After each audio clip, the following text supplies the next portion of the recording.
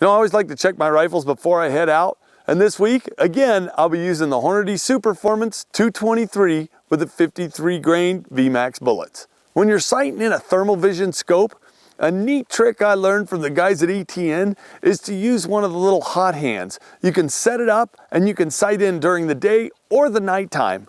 But a lot of times just for fun, well, I like sighting in using a water bottle. Even in the daytime, I like a reactive target. Paper's fine, but I like stuff that'll blow up. So a lot of times I go to the water bottle during the daytime as well.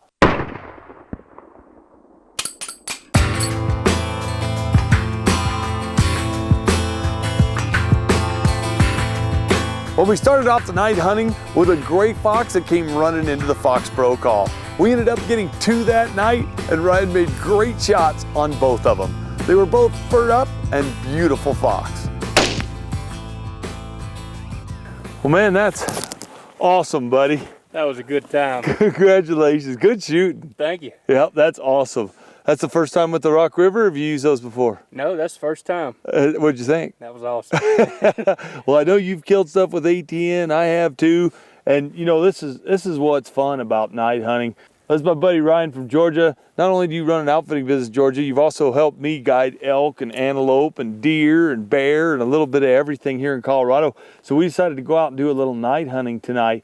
And what's really cool about the ATN Thor is just, man, it makes them pop out, doesn't it? It does. I mean, just as soon as they break cover, they're glowing bright white. Oh, it's awesome. Well, it was cool. A lot of people ask about our setup, and Ryan was running the Rock River Arms 223 with a Thor thermal vision scope. What do you prefer, night or thermal? I know you've shot both. I like thermal. I'm with you. Hands down, because you can pick that animal up in cover as he's coming in before he breaks into the opening you're looking over. Oh yeah, there's advantages, I think, and disadvantages to both. Right. But I lean a little bit toward the thermal too, although I've had some great hunts with night vision.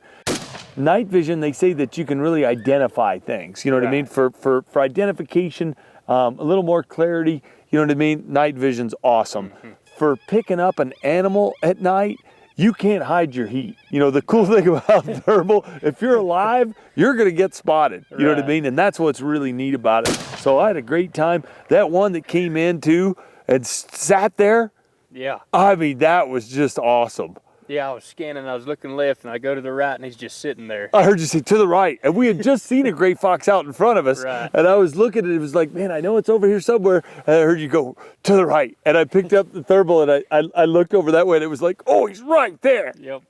And you'll be able to see, because I also videoed you going to recover that gray fox. So it was really cool, because you could see the heat coming from you, and even when you picked up the fox, I could see it from that as well. Oh, that's neat.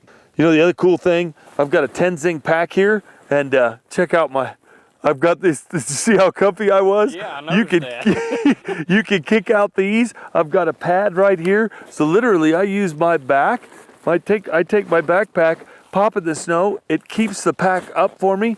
I take this pad, I snap it on up front, and I literally have a backrest, even if there's not a tree there. So it's kind of a comfortable setup. And you'll get older one day and you'll see things like that are pretty handy. Yeah.